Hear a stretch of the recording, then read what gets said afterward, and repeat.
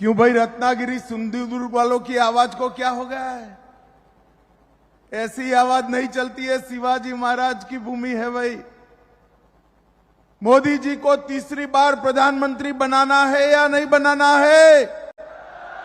जोर से बोलो, बनाना है या नहीं बनाना है? 400 पार कराना है या नहीं कराना है?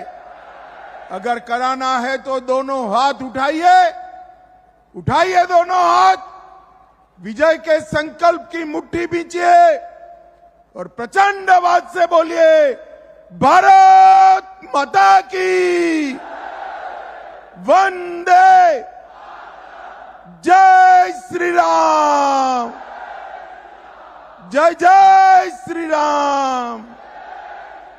मेरे साथ एक बार छत्रपति महाराज का, शिवाजी महाराज का जयकारा लगाएंगे। बोलिए, जय शिवाजी, जय जय जय जय जय शिवाजी, जय जय जय जय जय भवानी। आज इस विशाल सभा में यहां पर उपस्थित प्रदेश भारतीय जनता पार्टी के अध्यक्ष और मेरे मित्र सम्माननीय चंद्रशेखर बावनकुळे जी, श्री रविंद्र चौहान जी, श्री उदय सामंत जी, श्री दीपक केसरकर जी, श्री नितेश राणे जी, श्री शेखर निकम जी, श्रीमती चित्राताई वाघ जी, डॉक्टर नीलेश राणे, श्री किरण सामंत, श्री प्रमोद जठार जी, राजन तेली जी, बाल माने जी, सदानंद चौहान जी, शिल्पाताई पटवर्धन जी, और आज जिनको जिताने के लिए मैं यहां आया हूं, मोदी जी की मंत्रिमंडल के मेरे साथी श्रीमान नारायण राणे जी। राणे जी अगर आइए, राणे साहब आप जोर से ताली बजाइए राणे साहब के लिए।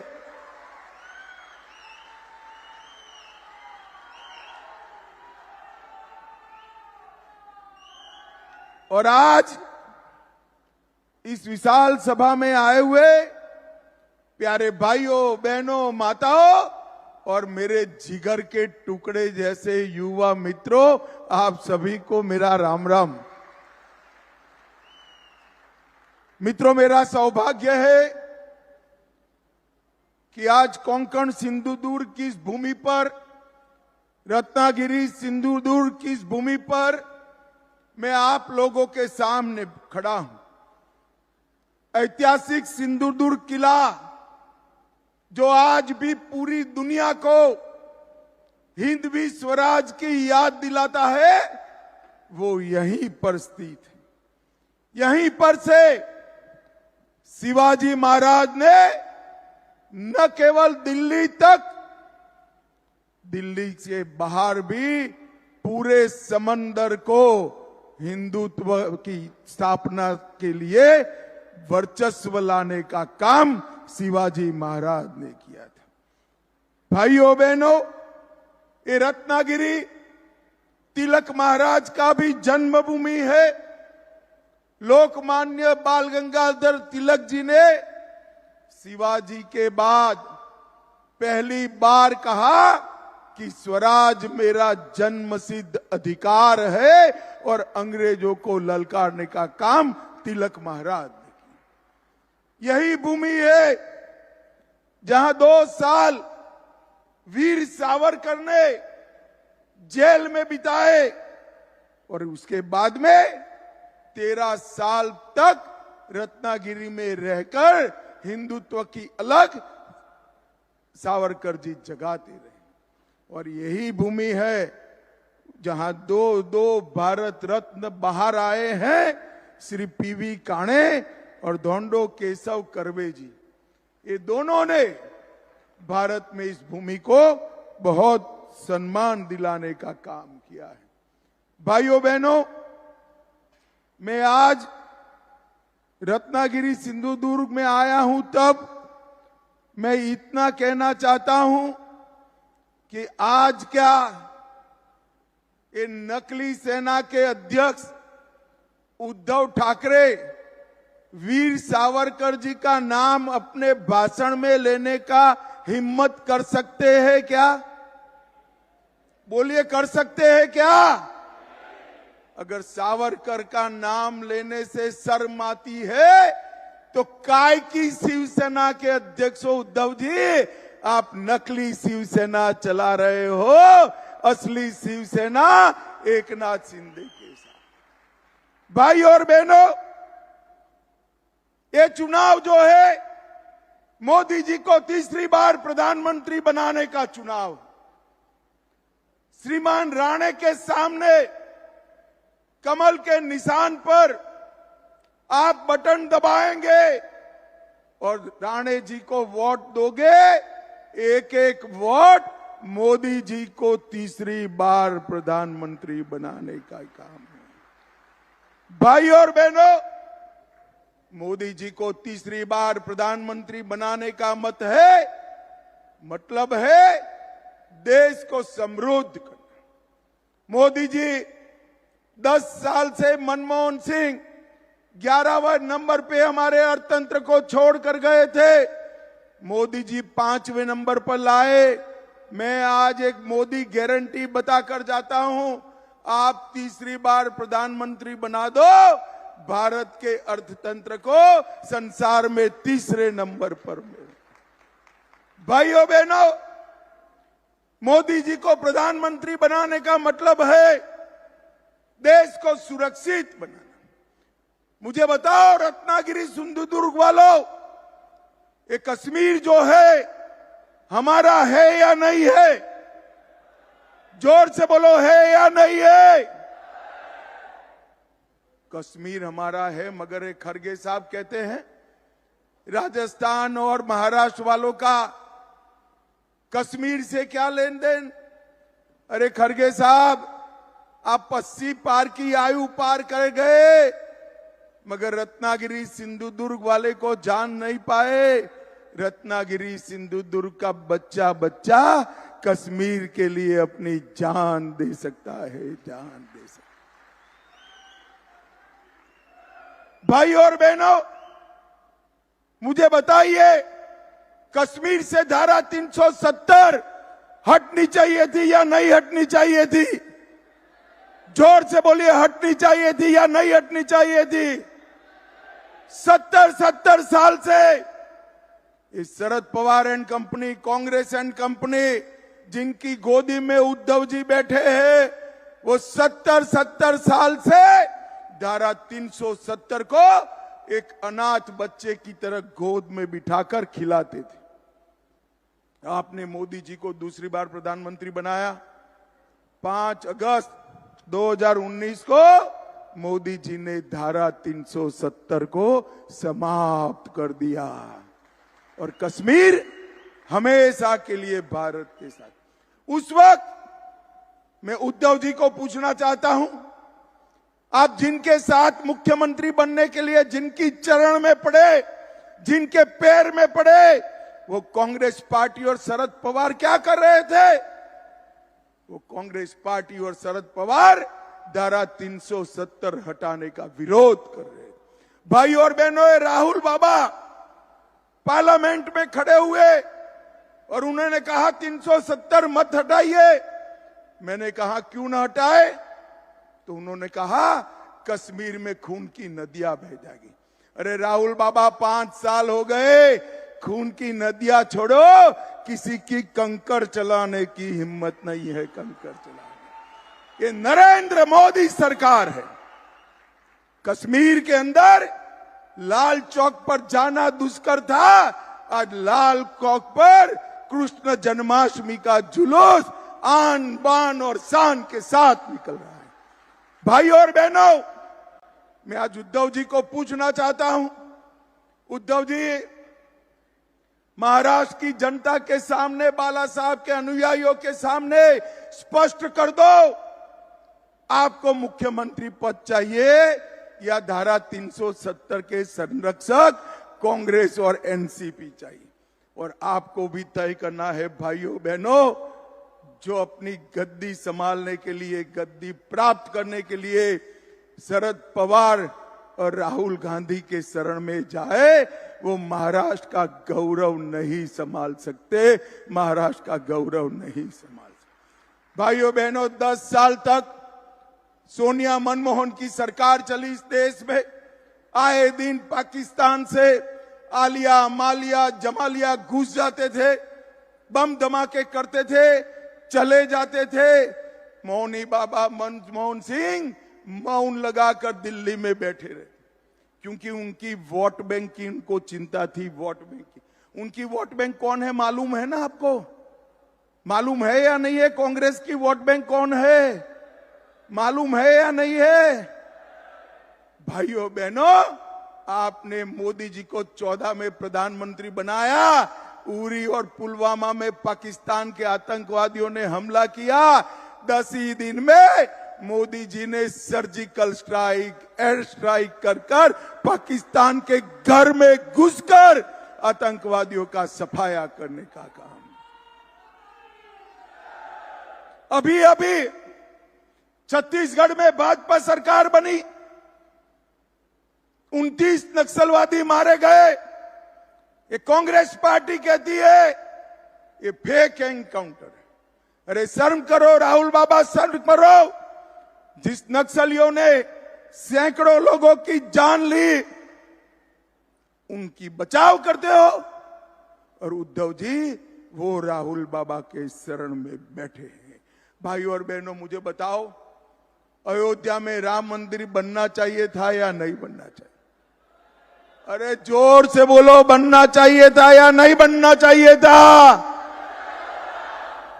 कांग्रेस पार्टी, शरद पवार 70 साल तक राम मंदिर के प्रश्न को लटकाते रहे, अटकाते रहे, भटकाते रहे। मोदी जी को आपने दूसरी बार प्रधानमंत्री बनाया। मोदी जी ने एक 5 ही साल में केस भी जीता, भूमि पूजन भी किया, और 22 जनवरी को प्राण प्रतिष्ठा कर जय श्री राम कर दिया।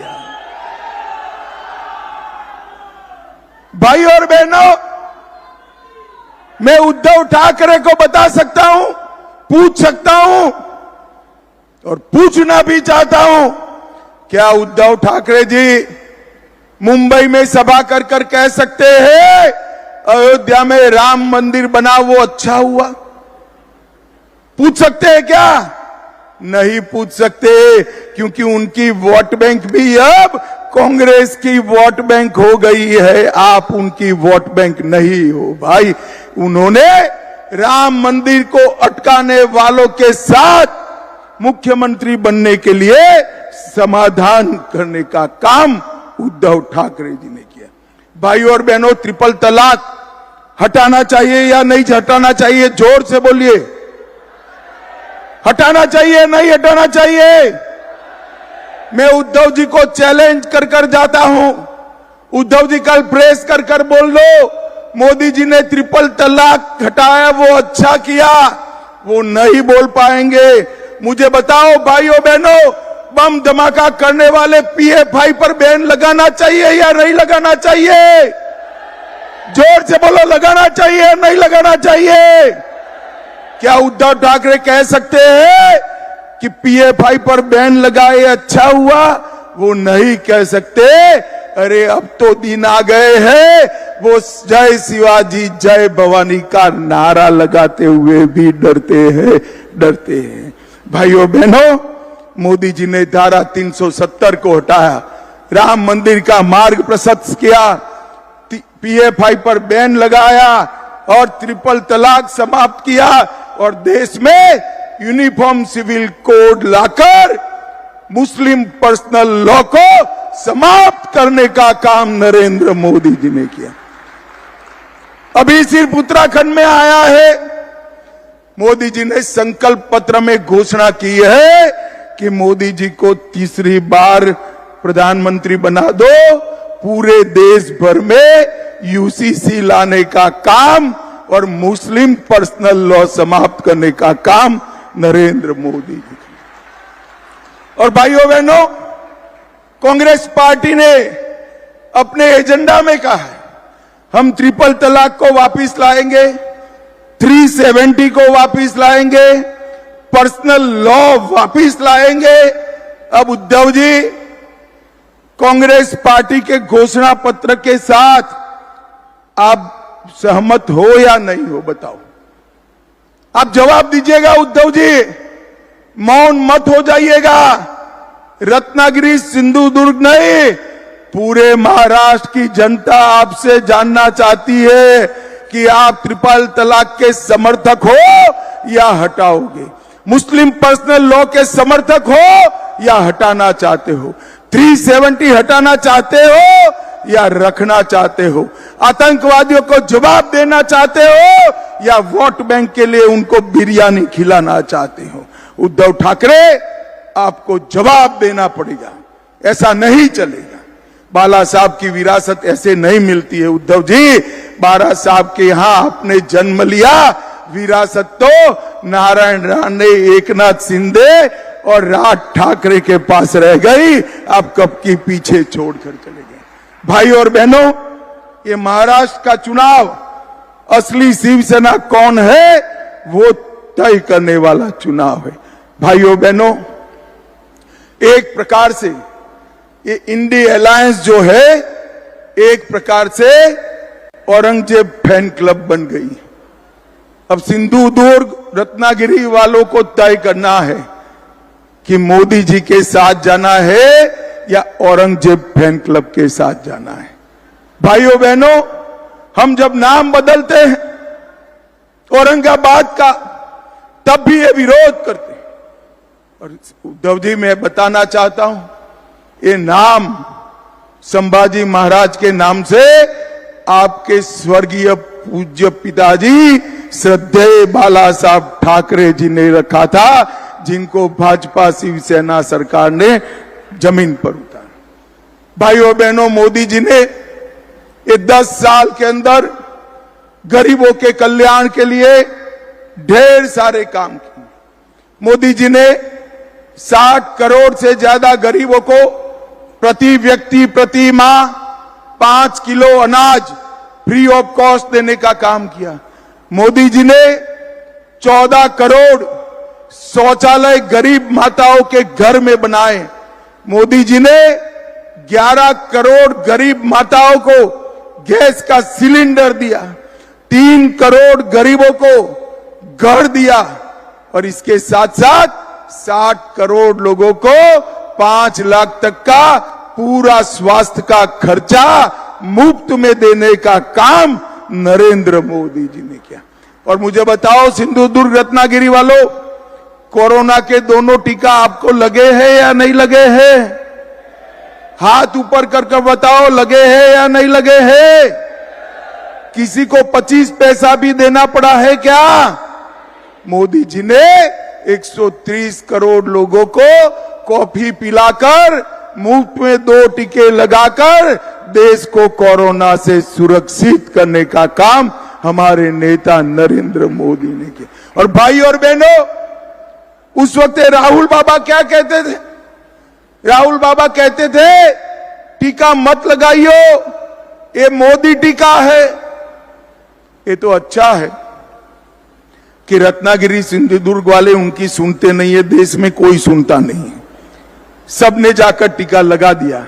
जब उन्होंने देखा सारे लोग लगाए, एक दिन अंधेरे में बहन प्रियंका को लेकर वो भी चुपचाप टीका लगाकर आ गए। अरे राहुल बाबा, कोरोना जैसी महामारी में राजनीति करते हो, शर्म आनी चाहिए, शर्म आनी चाहिए।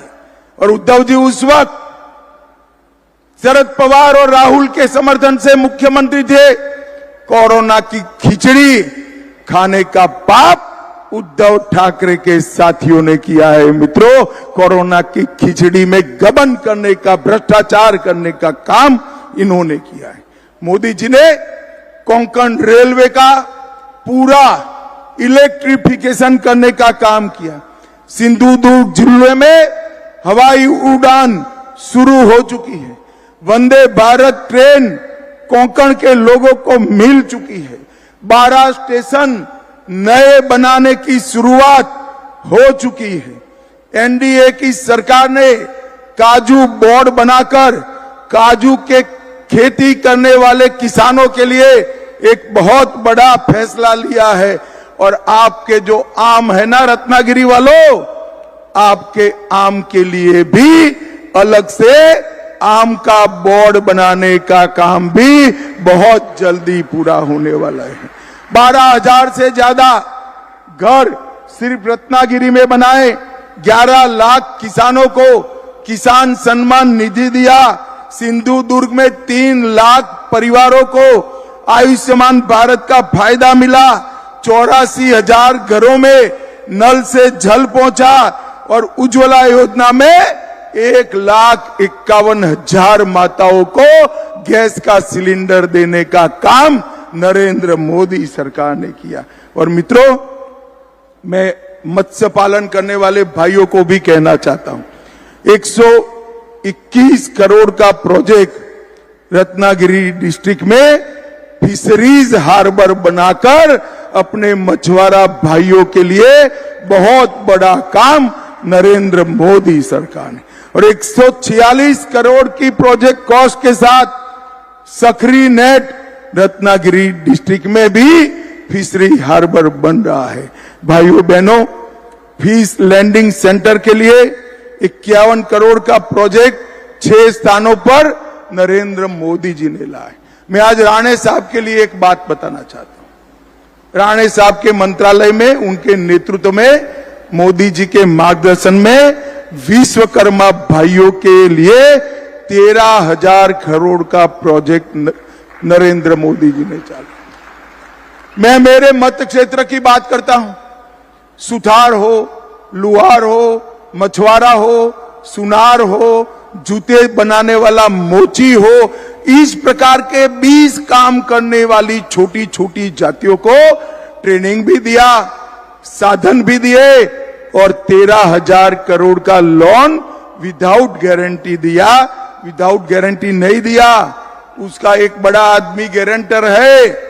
ये 13,000 करोड़ की लोन का गारंटर अपना प्रधानमंत्री नरेंद्र मोदी है। नरेंद्र मोदी, उसको कोई गारंटी नहीं लानी है, घर नहीं लिख कर देना है, एफडी नहीं गिरो करनी है। मोदी जी की आबरू पर उसको 13,000 करोड़ का लोन मिले। ये सारे गरीब विश्वकर्मा भाइयों, 20 जातियों के लोगों को लोन मिलेगा। एक पूरा काम का आयोजन हमारे नारायण राणे साहब ने किया है। जोर से ताली बजाओ नारायण राणे के लिए। भाई और बहनों, अब समय आ गया है देश को विकसित बनाने का। हमारा देश कब तक पीछे चलता रहेगा? आप मुझे बताओ, रत्नागिरी सिंधु दुर्ग वालों, ये देश दुनिया में 1 नंबर पर होना चाहिए या नहीं होना चाहिए? जोर से बोलो, होना चाहिए या नहीं होना चाहिए? क्या शरद पवार कर सकते हैं? जोर से बोलना, कर सकते हैं? ममता बनर्जी कर सकती है, उद्धव ठाकरे कर सकते हैं, स्टालिन कर सकते हैं, अरे राहुल बाबा कर सकते हैं क्या? अरे हंस क्यों पड़ते हो यार, वो भी एक नेता है। भाइयों, मैंने तो कई बार सोचता हूं, इसमें से प्रधानमंत्री का प्रत्याशी कौन है? भगवान न करे, ऐसा होने वाला नहीं है, मगर इनके हाथ में अगर अधिकार आ गया तो प्रधानमंत्री कौन बनेगा? अभी अभी उनके एक बड़े नेता जो जॉकर टाइप के हैं, उनको पूछा कि कौन बनेगा, तो उसने कहा बारी बारी सभी लोग 1-1 साल बन जाएंगे। मजाक रखा है क्या? इस तरह से देश नहीं चलते। इस देश ने अस्थिर सरकारों का दर्द भोगा है। मुझे बताइए भाइयों बहनों, ये बारी बारी प्रधानमंत्री बनाने वाली इंडी अलायंस आई और कोरोना जैसी महामारी हुई तो कौन देश संभालेगा? भारत के मतदाताओं को मालूम होना चाहिए कि पूर्ण बहुमत की सरकार चाहिए, एक मजबूत नेतृत्व चाहिए। 23 साल से शासन करने के बाद भी जिस पर 25 पैसे का आरोप नहीं है, ऐसा प्रामाणिक नरेंद्र मोदी चाहिए। 23 साल तक सीएम और प्रधानमंत्री रहने के बाद भी 23 साल प्रधानमंत्री रहने के बाद भी एक दिन छुट्टी न ले, ऐसा प्रधानमंत्री नरेंद्र मोदी चाहिए भाइयों। ये 12 लाख करोड़ के घपले घोटाले भ्रष्टाचार करने वाला इंडी अलायंस देश को नहीं संभाल सकता।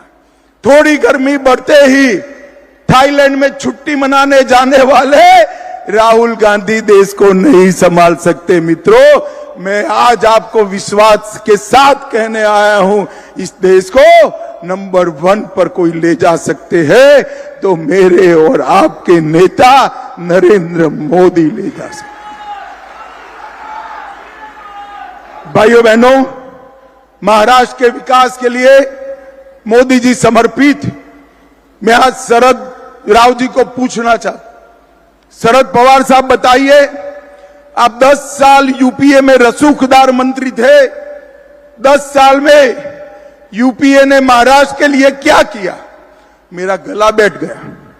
मैं विदर्भ में भी पूछ कर आया, पुणे में भी पूछ कर आया, जवाब नहीं देते। मगर मैं तो बनिया हूं भाई, पाई पाई का हिसाब लेकर आया हूं। देना चाहिए नहीं देना चाहिए हिसाब? भाई जरा जोर से बोलो, देना चाहिए नहीं देना चाहिए? इन लोगों ने 10 साल में सिर्फ महाराष्ट्र को 1,91,000 करोड़ दिया था। कितना दिया था? 1,91,000 करोड़। मोदी जी ने ये 10 साल में 10,80,000 करोड़ रुपया देने का काम। ढेर सारे इंफ्रास्ट्रक्चर के प्रोजेक्ट मोदी जी ने महाराष्ट्र में दिए हैं।